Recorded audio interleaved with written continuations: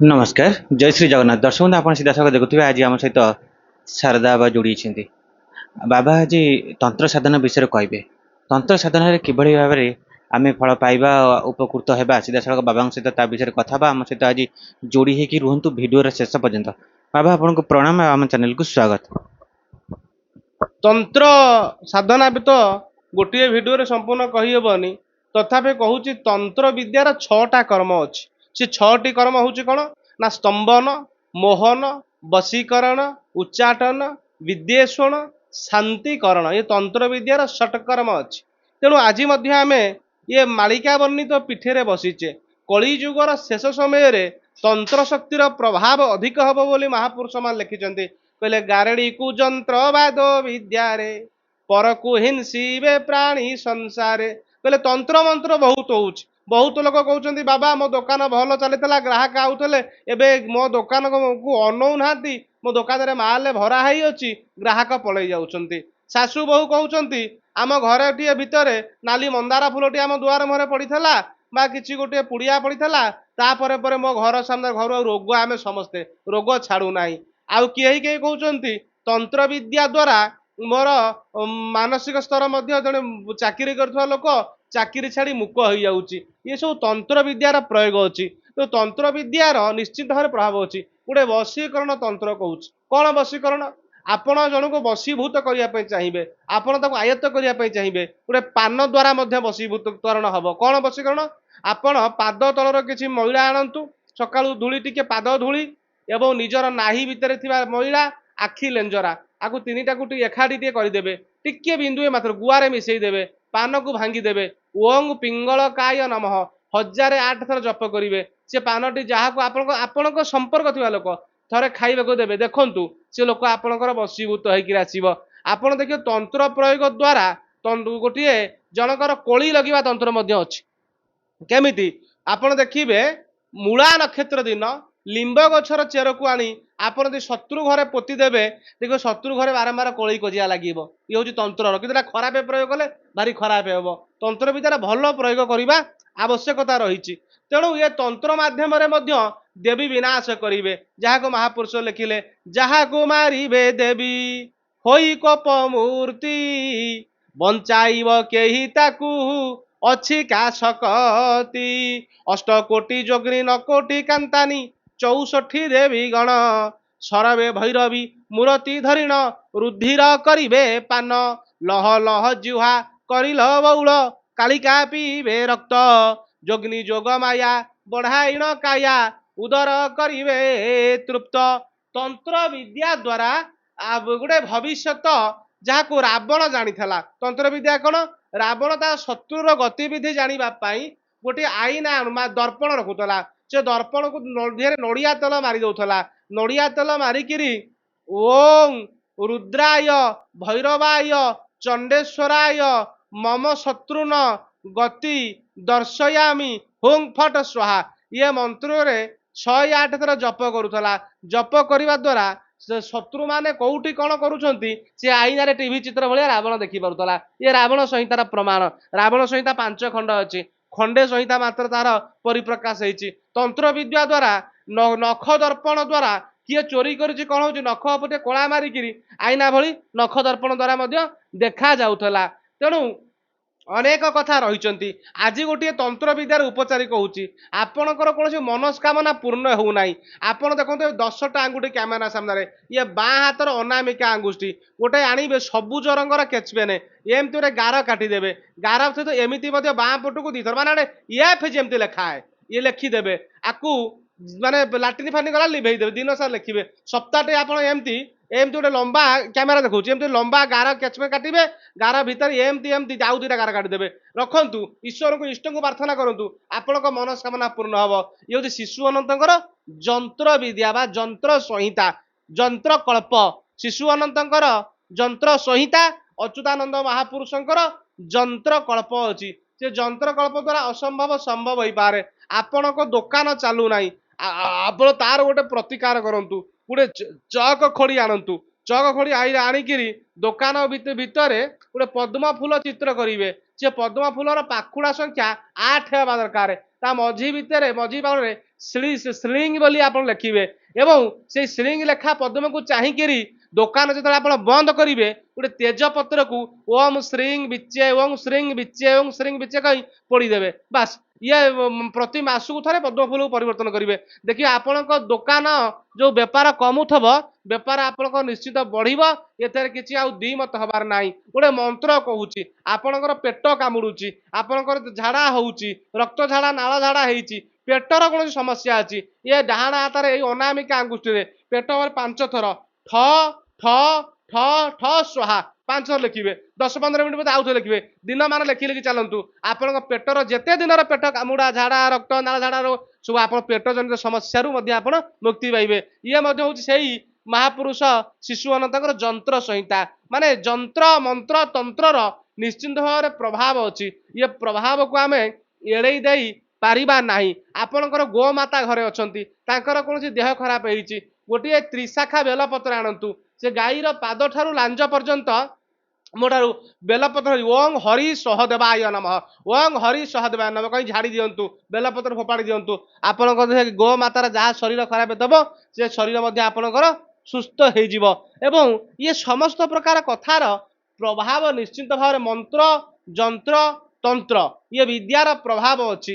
ତେଣୁ ଆପଣଙ୍କୁ ଆଜି ଗୋଟିଏ ଗାଈର ଝାଡ଼ିବା ମନ୍ତ୍ର କହିଲି, ଇଚ୍ଛା ପୂର୍ତ୍ତି ଯନ୍ତ୍ରଟିଏ କହିଲି ଏବଂ ଆହୁରି ଗୋଟିଏ ମନ୍ତ୍ର ମଧ୍ୟ ଆପଣଙ୍କୁ ଚ୍ୟାନେଲ ସାମ୍ନାରେ କହୁଛି। ବର୍ତ୍ତମାନ ଡାଇବେଟିସ୍ ହଉଛି, କୌଣସି ସମସ୍ୟାରୁ ଚକ୍ଷୁର ସବୁ ରୋଗ ଦେଖାଯାଉଛି। ଚକ୍ଷୁ ରୋଗକୁ ନିବାରଣ କରିବା ପାଇଁ ଆପଣ ଦେଖନ୍ତୁ, ଚକ୍ଷୁ ରୋଗ ନିରାପଦ ପାଇଁ ଓଂ ଚଂ ଚିତ୍ରନେତ୍ରା ଦେବ୍ୟୁ ନମଃ ଦୈନିକ 21 ଥର ଜପ କରନ୍ତୁ ପୂର୍ବ ଦିଗକୁ ମୁଖ କରି। ଦେଖିବେ ଆପଣଙ୍କର ଚକ୍ଷୁର ଯାବତୀୟ ପୀଡା ଭଲ ହେଇଯିବେ। ଗୋଟେ ସୁନିଦ୍ରା ବର୍ତ୍ତମାନ ହଉନାହିଁ। ଲୋକ ନିଦ ବଟିଆ ଖାଉଛନ୍ତି। ଲେମ୍ବୁ ଟିକେ ଚୁପୁଡ଼ି ଦିଅନ୍ତୁ, ଲେମ୍ବୁ ରସରେ ସୋରିଷ ତେଲ ଟିକେ ମିଶେଇ ଦିଅନ୍ତୁ, ଆକୁ ତଳି ପାଦରେ ମାଲିସ କରନ୍ତୁ। ଶୋଇଥିବା ସମୟରେ ଓଂ ଶୁଦ୍ଧେ ଶୁଦ୍ଧେ ମହାଯୋଗିନୀ ସ୍ୱାହା ଓଂ ଶୁଦ୍ଧେ ଶୁଦ୍ଧେ ମହାଯୋଗିନୀ ସ୍ୱାହା ଏ ମନ୍ତ୍ରଟି ଆପଣ ଜପ କରନ୍ତୁ। ଆପଣଙ୍କୁ ସୁନିଦ୍ରା ନିଶ୍ଚିନ୍ତ ଭାବରେ ହବ, ଆକୁ କେହି ଏଡେଇ ଦେଇ ପାରିବେ ନାହିଁ। ନିଦ ଆପଣଙ୍କୁ ଭଲ ହବ। ତ ମନ୍ତ୍ରର ପ୍ରଭାବ, ଯନ୍ତ୍ରର ପ୍ରଭାବ, ତନ୍ତ୍ରର ପ୍ରଭାବ ଇଏ ଆମ ଶାସ୍ତ୍ରରେ ଅଛି। ଆମ ସନ୍ଥ ମହାପୁରୁଷ ମାନେ ଆକୁ ପ୍ରୟୋଗ କରିଛନ୍ତି ଏବଂ ଆର ଚିର ଉପକାର ମଧ୍ୟ ପାଇଛନ୍ତି, ଅପକାର ନାହିଁ।